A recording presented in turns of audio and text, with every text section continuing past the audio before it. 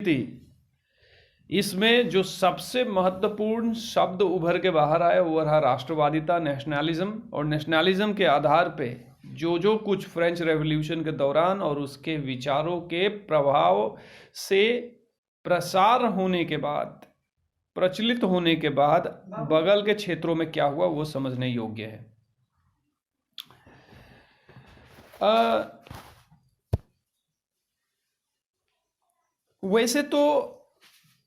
वैसे तो लोग हमेशा से ये चाहते थे कि समाज में बदलाव आए, और धीरे धीरे जो फ्रांस में जो भी घटना हुआ उस घटना के दौरान जो एक विचारधारा पनप के बाहर आई जिसे राष्ट्रवादिता कहा गया 1789 तक, इस विचारधारा ने लोगों के बीच में एक प्रकार की एनर्जी भर दी, राजाओं के बीच में एक प्रकार का खौफ भर दिया। लेकिन अब तक इतनी अच्छी तरह से शायद स्पष्ट नहीं था लोगों के बीच में कि क्या राजा को बस हटा देना नेशनलिज्म होता है या जनता का राज कर देना ही नेशनलिज्म होता है। तो उत्तर है नहीं नहीं नहीं, बस राजा को हटा देना नेशनलिज्म नहीं हो सकता है। नेशनलिज्म राजा को हटा दिए एक दूसरा राजा बन के बैठ जाएगा, एक बदमाश गया तो दूसरा बदमाश आ जाएगा। तो नेशनलिज्म क्या होती है इस बात को समझना, जैसे कहते हैं ना कि लोग देशभक्ति के नाम पे किसी एक समाज को बुरा बोलना समझते हैं, या देशभक्ति का मतलब यह नहीं कि सिर्फ बॉर्डर पर जाकर लड़ ही लो। देशभक्ति एक व्यक्ति अपने शिक्षा के माध्यम से भी कर सकता है। धर्म कर्म एक व्यक्ति सिर्फ मंदिरों में जाके नहीं, 10 गरीबों को 2 वक्त की रोटी दे के भी कर सकता है। तो अपनी अपनी पहचान समझ है धर्म का मतलब क्या है। उसी प्रकार से नेशनलिज्म की मतलब क्या है इसको समझना होगा यहाँ।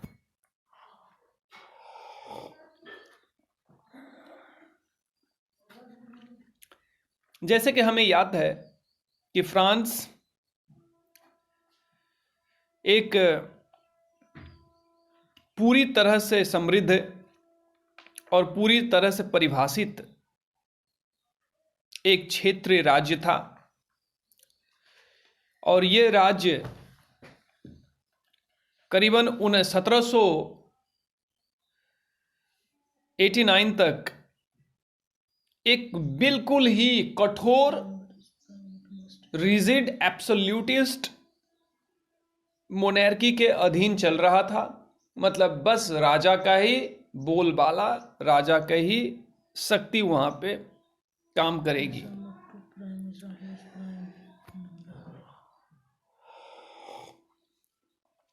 और उस वक्त समाज भी फ्रांस की जिस तरीके से बंटी हुई थी अलग अलग वर्गों में, first state, second state, third state, इस बंटवारे के विभाजन के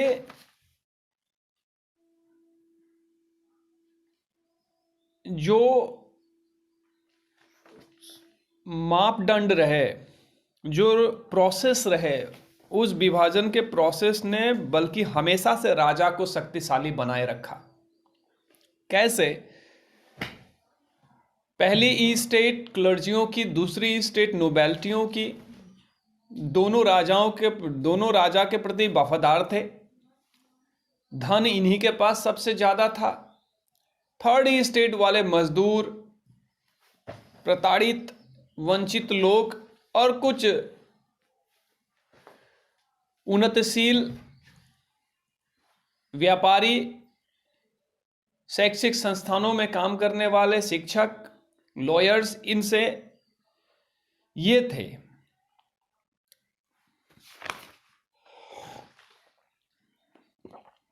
लेकिन हमने देखा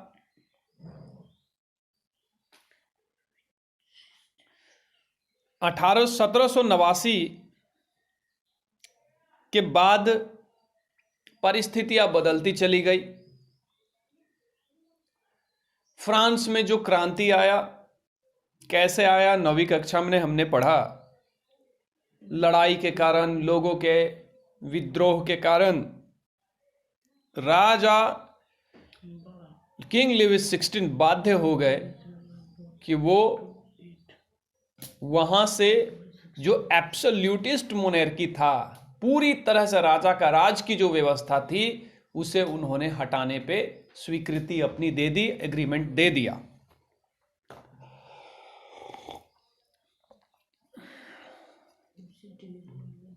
अगर वो नहीं देते तो लाजमी है कि उन्हें मार के हटा दिया जाता, क्योंकि अब सिर्फ किसान ही नहीं, व्यापारी ही नहीं, बड़े वर्ग के लोग भी, थोड़े से शिक्षित बड़े वर्ग के, चाहे मध्य वर्ग के क्लर्जियों के बीच के भी कुछ लोग थे जो इसके सपोर्ट में अब आने लगे, राजा के एब्सोल्यूटिस्ट मोनार्की के खिलाफत करने के सपोर्ट में। तो ये घातक सिद्ध होता अगर वह इनके बातों को पॉजिटिवली नहीं लेते तो।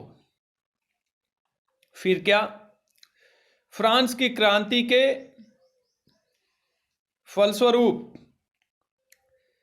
राजनीतिक बदलाव आए फ्रांस में। राजनीतिक बदलाव आने के साथ वहां की रूल बुक, जिसे कॉन्स्टिट्यूशन कहा गया, कॉन्स्टिट्यूशन को भी, संविधान को भी बदला गया। और संविधान को बदलते हुए, राजनीतिक व्यवस्था को बदलते हुए, जो नई ढांचा तैयार हुई, जो नया प्रोसेस तैयार हुआ, जो नई प्रणाली, सिस्टम तैयार हुई, उसमें साफ साफ शब्दों में इस बात का उल्लेख था कि अब जो तब तक की फ्रांस थी, राजघराना बर्बन डायनेस्टी के अधीन चलने वाली, वो अब एक संप्रभुत्व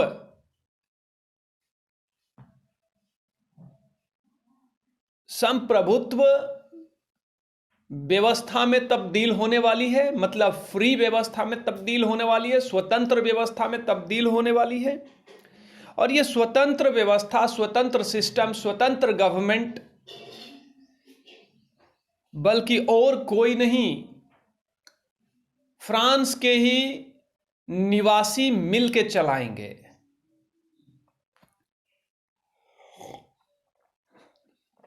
और तब राजा को महज नाम के लिए, शोभा के लिए राजा के पद को बरकरार रखे रहने की इजाजत दी गई जनता द्वारा, लेकिन काम के लिए नहीं। हालांकि राजा ने इन सभी बातों को लेके स्वीकृति दी कुछ शर्तों के साथ। और वो क्या शर्त थे, 9वीं कक्षा में हमने पढ़ लिए। वीटो वगैरह का जो शर्त था कि वो किसी भी काम पे रोक लगा सकते हैं, काम को पूरा करें या ना करें। इसी प्रकार से कम अब nobility, clergy, real estate generals के ई स्टेट वाइज डिवीजन जो फ्रांस के हुए थे, वो कम से कम बंद हो गई, खत्म हो गई। अब फ्रांस में कोई बड़ा जात छोटा जात वाली बात कम से कम सरकारी रूप में नहीं रही। अरे सरकारी तो हमारे देश में भी नहीं है, लेकिन अंदर ही अंदर जात पात तो चलता ही है, तो कम से कम सरकारी रूप से वहां भी खत्म हो गई, अंदर अंदर जो रहे। शुरुआत के ही दौर से फ्रांस की क्रांति ने राजा को राजगद्दी त्यागने पे मजबूर करने तक पहुंचने से पहले कई ऐसे फ्रांस की क्रांति के दौरान बड़े बड़े नेताओं के नेतृत्व में फ्रांस के समाज को अनोखे बदलाव दिए, रीति रिवाज के बदलाव दिए। कई बदलाव, बड़े बड़े बदलाव लाने वाले कदमों को उठाया गया। और उनमें से एक था कि लोगों के बीच में इन बदलावों के माध्यम से एक ऐसा भाव उत्पन्न किया जाए जिस भाव से लोगों को यह महसूस हो कि वो एकजुट हैं और किसी भी वर्ग के हों, किसी भी व्यवसाय के हों, किसी भी ओहदे के हों, माने पोजीशन के हों, वह एक पहचान के साथ, एक भाईचारे के साथ एकजुट रहेंगे, यूनाइटेड रहेंगे, और वह और कुछ नहीं रहेगी, नेशनैलिटी रहेगी, राष्ट्रवादिता रहेगी। जैसे कि हमारे भारत में राष्ट्रीयता भारतीय है हमारी, चाहे हम किसी भी धर्म या जात के हों।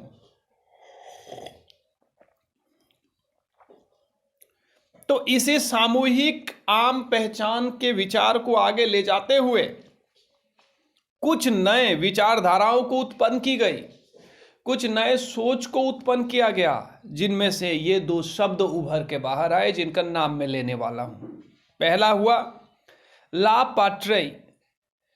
पाट्रिया, और दूसरी हुई ली सिटियोन। ला पाट्रिया और ली सिटियोन दोनों शब्दों के व्यक्तिगत रूप से अपने अपने मतलब हुए पैतृक भूमि, फादरलैंड, और ली सिटियोन मतलब नागरिक, मतलब पैतृक भूमि के नागरिक, मतलब फादरलैंड के पुत्र। और जब फादरलैंड के पुत्र की बात हुई, सिटीजन्स की बात हुई, नागरिक की बात हुई, तो लोगों को लगा कि हम एक ही परमात्मा या पिता के संतान हैं और सब हम भाई भाई हैं, मतलब एकजुट है, जैसे कहता है ना भारत माता की हमारे देश में।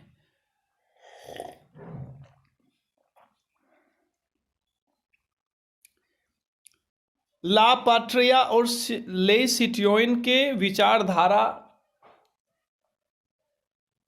के अंतर्गत यह बेहद गहराई से जोर देते हुए लोगों के बीच में बताया गया कि सारे समुदाय के लोग, सारे कम्युनिटी के लोग एकजुट होकर अब बराबर के अधिकार, बराबर के अवसर, अपॉर्चुनिटी, और बराबर की स्वतंत्रता को लाभान्वित होते हुए एकजुट रहें और हमेशा रहेंगे।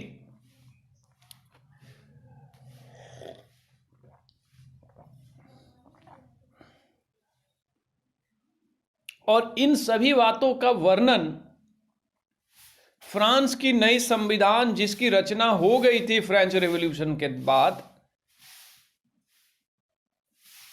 जिसमें स्पष्ट रूप से राजा के बल को बिल्कुल शून्य के बराबर कर दिया गया,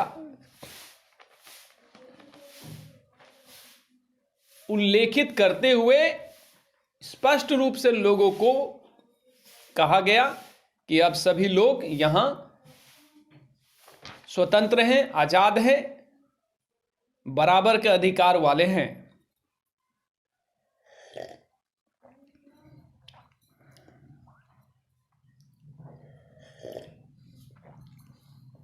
हर राष्ट्र की, हर राज्य की, चाहे राज्य शासित राज्य हो, राजशाही व्यवस्था से शासित राज्य हो, इन सभी की अपनी एक चिन्हों की संग्रह होती है, चिन्हों का समूह होता है, कलेक्शन ऑफ सिंबल्स होता है। जो सिंबल उस राज्य के पहचान होते हैं, और जो सबसे महत्वपूर्ण चिन्हों में से एक होता है वह है ध्वज, फ्लैग। इसीलिए इससे पहले फ्रांस एक राजशाही राज्य हुआ करता था, राजा के घराने में चलता था, के अंतर्गत चलता था। अब यह फ्रांस आजाद लोगों के आजाद सरकारी व्यवस्था से चलने वाला फ्रांस हो गया। तो इसी कारण से राजा के प्रतीक को गौरवान्वित करने वाली पुरानी ध्वज, रॉयल स्टैंडर्ड को हटा के वहां अब नए तिरंगे को लोगों ने अपना नया क्रांतिकारी ध्वज घोषित किया।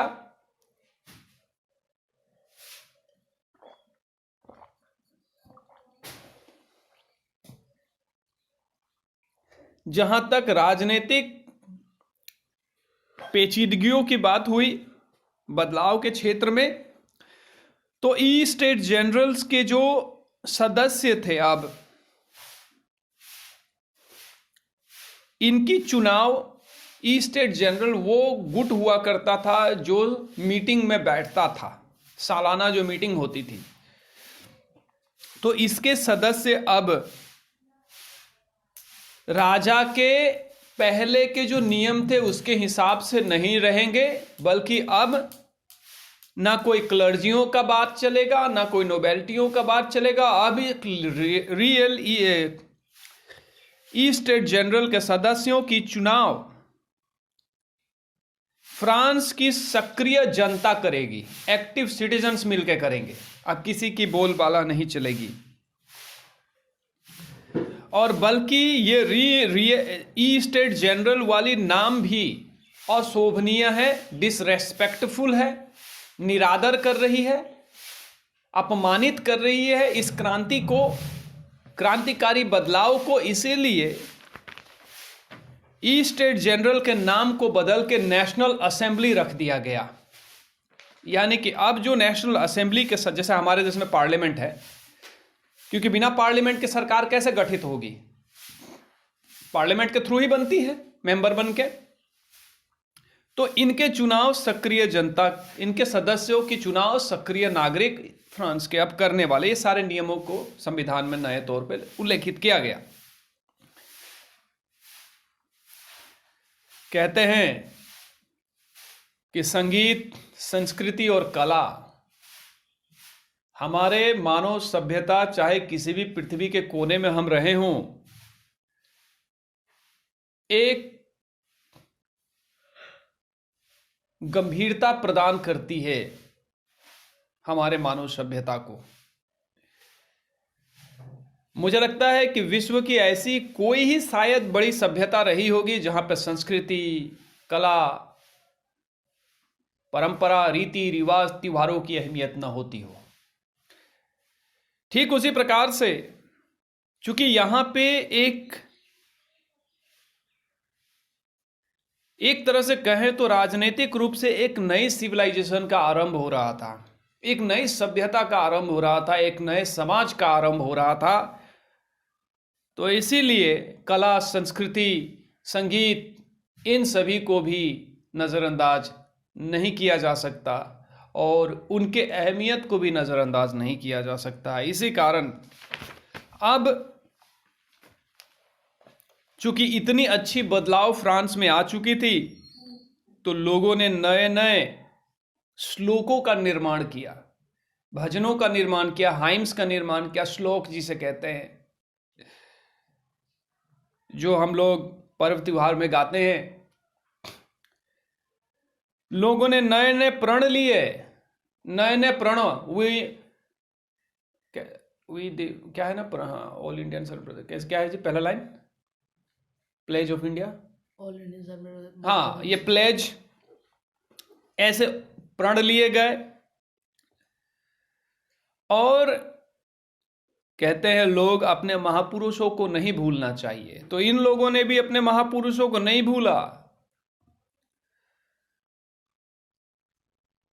वो लोग जिन लोगों ने शहादत दी, शहीद हो गए इस आजादी को प्राप्त करने के लिए राजा से, जिन्हें हम मार्टर्स कहेंगे, शहीद कहेंगे, उनको कोमेमोरेट किया गया, उनको श्रद्धांजलि दी गई। और कोमेमोरेट करने का मतलब उनके नाम पे कुछ चिन्ह बना देना, जैसे सिक्के के पीछे उनके फोटो बना देनी। कोमेमोरेट किया गया, देश के नाम उनको, देश की ओर से उनको इज्जत दी गई, भले मरने के बाद ही सही। साथ ही में एक केंद्रीय शासनीय व्यवस्था को भी बनाया गया, सेंट्रल एडमिनिस्ट्रेटिव सिस्टम को स्थापित किया गया, जैसे हमारे देश में सेंट्रल गवर्नमेंट है। और केंद्रीय प्रशासनीय व्यवस्था को स्थापित करके साथ में यह भी तय किया गया कि देश में एक समान यूनिफॉर्म कानून बनाया जाए और बाकी चीजों को लेके भी, ताकि समाज में फ्रांस में जितने भी फ्रांस के क्षेत्र, टेरिटरी या क्षेत्र के अंदर जो लोग रह रहे हैं उनको किसी चीज से वंचित न रहना पड़े। राजा के राज के दौरान विभिन्न प्रकार की कस्टम ड्यूटियां हुआ करती थी। कस्टम मतलब या आना जाना वाला, सामान का एक जगह से दूसरे आने जाने के दौरान जो टैक्स लिया जाता है। ड्यूटीज मतलब टैक्स। विभिन्न प्रकार के कस्टम ड्यूटीज हुआ करते थे, विभिन्न प्रकार के ड्यूज हुआ करते थे, मतलब फीस हुआ करते थे कोमल। उन सभी को रद्द कर दिया गया, अबोलिश कर दिया गया, हटा दिया गया, क्योंकि यह राजा के राज के दौरान लोगों के दमन का संकेत था। लोगों को दमन मतलब कुचलने का संकेत था, लोगों को नोच नोच के उनके खून पीने का, उनके पैसे को टैक्स के रूप से मतलब लूटने का एक सिस्टम था। क्योंकि अब जनता की राज आ चुकी है तो इन सब चीजों की आवश्यकता नहीं है, वरना एक वर्ग फिर नाराज हो जाएगा कि टैक्स तो राजा वाला आज भी बरकरार है। इसीलिए इन सभी को हटाया गया। और साथ ही में इससे पहले अलग अलग राज्यों में, खुद अपने फ्रांस में हो या बगल के राज्यों में भी, अलग अलग नाप जोख के नियम होते थे। एक जगह पे 1 पाउंड की वजन अलग होती थी, दूसरे जगह पे 1 पाउंड की वजन अलग होती थी, जिससे व्यापारियों को व्यापार करने में अच्छा खासा घाटा और तकलीफ को सामना करना पड़ता था। इस चीज को हटाकर एक यूनिफॉर्म सिस्टम लाया गया और इसी यूनिफॉर्म सिस्टम के माध्यम से लोगों के बीच उत्साह जागा, क्योंकि अब वजन करने के और नापने के नियम को पूरे देश भर में सेम कर दिया गया, जिससे व्यापारियों को अब खुशी मिला। ये हमेशा से लोग मानते हैं कि भाषा हमेशा से या फिर लोगों को करीब लेके आती है। आज विश्व में हिंदी गानों को लोग बहुत चाव से सुनते हैं, लोग एक दूसरे के करीब आते हैं। आज विश्व में अंग्रेजी गाने बहुत तेजी से प्रचलित हो रहे हैं। भारत में अंग्रेजी रॉक स्टार्स आते हैं, उनके शोज को देखने के लिए लाखों के संख्या में लोग जाते हैं। हमारी भाषा नहीं है अंग्रेजी, लेकिन हमें वो संगीत ने करीब लाया है। लेकिन कभी कभी भाषा लोगों को दूर कर देती है। अगर कभी कभी हम देखते हैं तो पता ये चलता है कि दो समाज के लोग अलग अलग भाषा होने के कारण एक दूसरे से लड़ते भी हैं। इसीलिए इस बात को ध्यान देते हुए फ्रांस के महापुरुषों ने क्रांति जिन्होंने लाया अपने नेतृत्व में, जनता के मदद और सहयोग से उन लोगों ने इस बात को समझा और वो समझे कि वैसे तो फ्रांस में हर जगह फ्रेंच ही बोली जाती है, फ्रांसीसी भाषा ही बोली जाती है, लेकिन अलग अलग क्षेत्रों में बोलियां अलग है। भोजपुरी हिंदी की एक बोली है, तो भोजपुरी थोड़े से शब्दों के फेर के कारण हिंदी से अलग हो गई और आज भोजपुरी अपने आप को अलग भाषा के नाम पे पहचान पाने के लिए आमादा है और दिल्ली के विधानसभा में बल्कि भोजपुरी को एक शायद रिकग्नाइज लैंग्वेज के रूप में रखा गया है। तो क्या हिंदी से भोजपुरी अब धीरे धीरे ऐसा नहीं लग रहा कि अलग होती जा रही है? तो उसी प्रकार से फ्रांस में फ्रेंच भाषा बोलने वाले अलग अलग क्षेत्र में लोग हैं और सब अलग अलग बोलियों में बोलते थे, डायलिक्ट में बोलते थे। जैसे गया की हिंदी अलग है, दिल्ली की हिंदी अलग है, हरियाणा के ऐंठे हुए बोलते, पंजाब वाले पंजाबी टाइप में हिंदी बोलते हैं। तो इन लोगों ने सोचा कि इसी प्रकार से अलग अलग क्षेत्रों में अलग अलग डायलिक्ट्स में जो हिंदी बोली जाएगी, फ्रेंच बोली जा रही है, इससे एक दिन ऐसा आएगा कि लोगों के मन में लगेगा कि ये तो हमारी अलग फ्रेंच है, तुम्हारी अलग फ्रेंच है, और एक दिन कहीं भाषा के नाम पे देश न टूट जाए। और इसीलिए लोगों ने कहा कि सिर्फ एक भाषा में फ्रेंच बोला जाए और अलग अलग डायलिक्ट्स को डिस्करेज किया जाए, लोगों को प्रोत्साहन दिया जाए कि सिर्फ वो एक भाषा को बोलें, एक व्यवस्था, एक ढंग से लिखें। और जानते हो किस फ्रेंच भाषा को चुना गया पूरे देश में बोलने के लिए? फ्रांस के राजधानी पेरिस में जो भाषा बोली जाती थी फ्रेंच, कहा गया कि आप लोग सब यही बोलिए। जैसे हम लोग भी बहुत खुश हैं, दिल्ली में सबसे शुद्ध हिंदी बोली जाती है, और अक्सर हम जब हिंदी बोलते हैं, जैसे मैं अभी बोल रहा हूँ, ये दिल्ली वाली हिंदी है।